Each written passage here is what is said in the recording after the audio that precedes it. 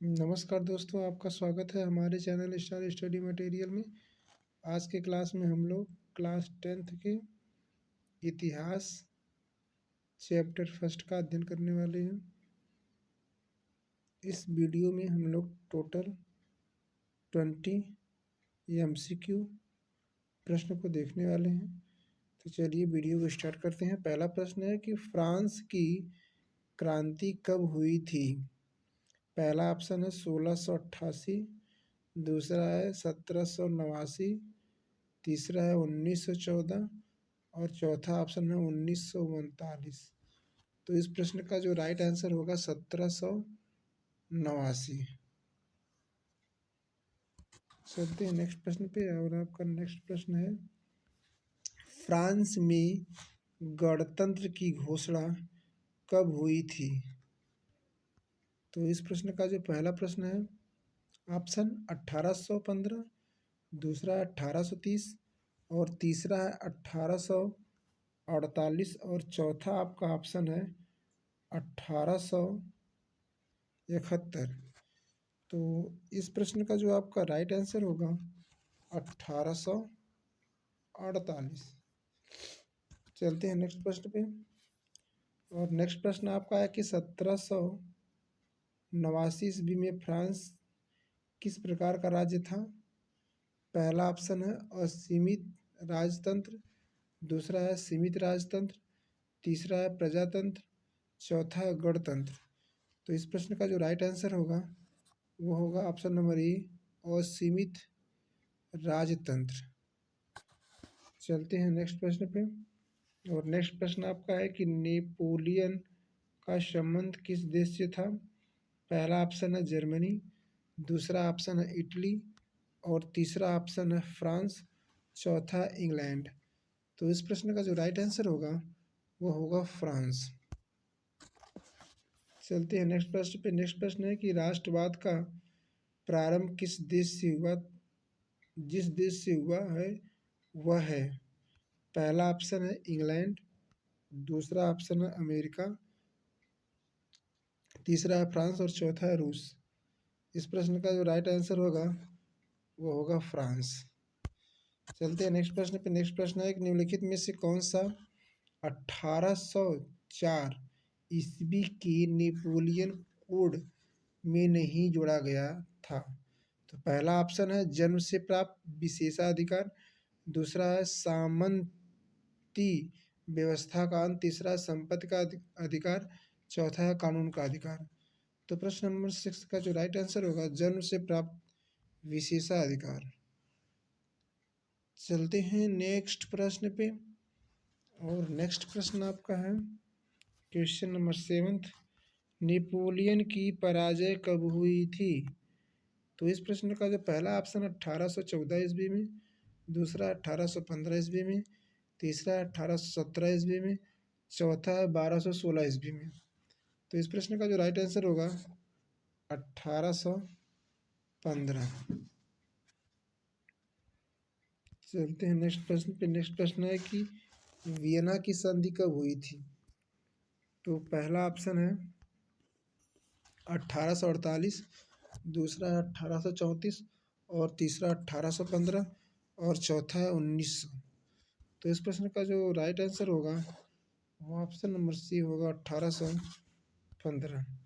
चलते हैं नेक्स्ट प्रश्न पे। नेक्स्ट प्रश्न है कि ज्यूसेप्पे मैत्सिनी का संबंध था?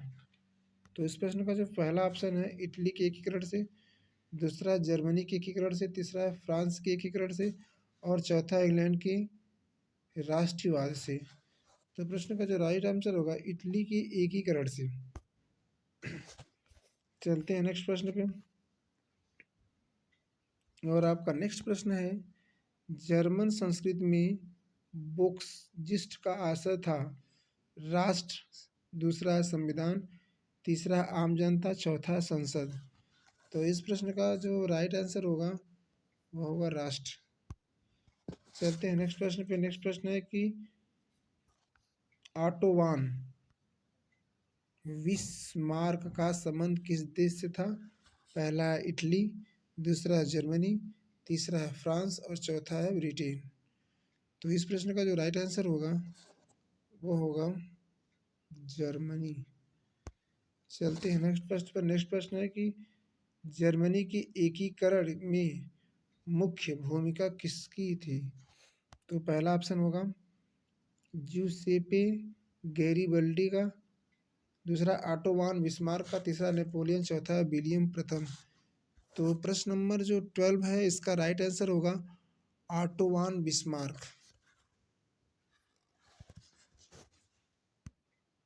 चलते हैं नेक्स्ट प्रश्न। नेक्स्ट प्रश्न है कि निम्नलिखित नेताओं में से किसने एक गुप्त संगठन यंग इटली बनाया? जो पहला ऑप्शन है विक्टर इमैनुअल द्वितीय, ज्यूसेपे मैत्सिनी, तीसरा है काउंट काबूर, चौथा है ज्यूसेपे गैरिबाल्डी। तो इस प्रश्न का जो राइट आंसर होगा ज्यूसेपे मैत्सिनी। चलते हैं नेक्स्ट प्रश्न पे। नेक्स्ट प्रश्न आपका है कि निम्नलिखित में से किस युद्ध में जर्मनी के एकीकरण का स्वप्न पूर्ण हो गया? पहला ऑप्शन है फ्रांस प्रसा युद्ध, दूसरा है फ्रांस इटली युद्ध, तीसरा अस्टरलिच का युद्ध, चौथा है जाल विराइन का युद्ध। तो इस प्रश्न का जो राइट आंसर होगा वो होगा फ्रांस प्रसा युद्ध, ऑप्शन नंबर फर्स्ट। चलते हैं नेक्स्ट प्रश्न पर। नेक्स्ट प्रश्न है कि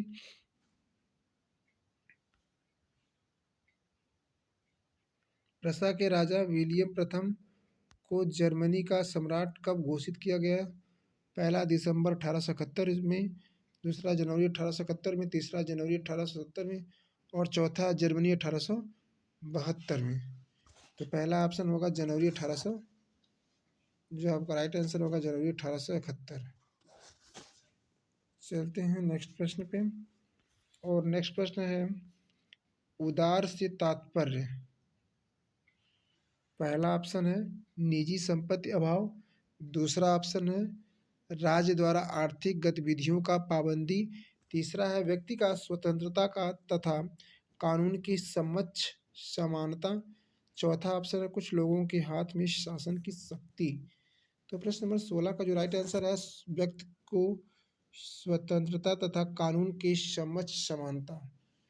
तो प्रश्न नंबर 16 का जो राइट आंसर होगा वो होगा ऑप्शन नंबर सी। चलते हैं नेक्स्ट प्रश्न पे। नेक्स्ट प्रश्न है निम्नलिखित में से यह किसका कथन है कि जब फ्रांस सीखता है तो बाकी यूरोप को सर्दी जुकाम हो जाता है? इस प्रश्न का जो पहला ऑप्शन है काबूल, दूसरा ऑप्शन बिस्मार्क, तीसरा है मेजिनी, चौथा है मैटरनिख। तो इस प्रश्न का जो राइट आंसर होगा मैटरनिख, ऑप्शन नंबर 4। चलते हैं आज का 18 प्रश्न पे की तरफ। ड्यूक मैटरनिख ने सामाजिक व्यवस्था का सबसे खतरनाक दुश्मन किसको माना? पहला ऑप्शन है रूस, दूसरा विक्टर इमैनुअल, तीसरा ऑप्शन है कैल्विन, चौथा ऑप्शन है ज्यूसेपी मैत्सिनी। तो इस प्रश्न का जो राइट आंसर होगा ज्यूसेपी मैत्सिनी। चलते हैं 18 की तरफ। 19 इटली का एकीकरण जिसके नेतृत्व में किया गया था, किसके नेतृत्व में किया गया था?